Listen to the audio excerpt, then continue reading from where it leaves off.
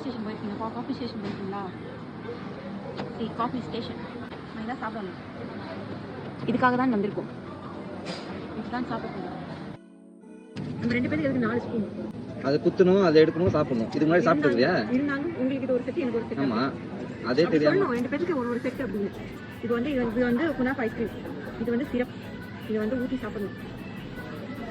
சூடாக இருக்கணும். போதும் தக்கட்டிடும்.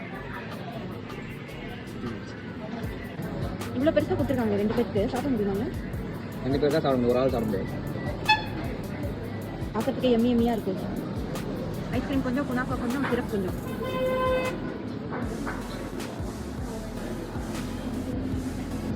நைஸா? நான் கூட நல்லா இருக்காதான் நினச்சேன். சூப்பராக இருக்குது.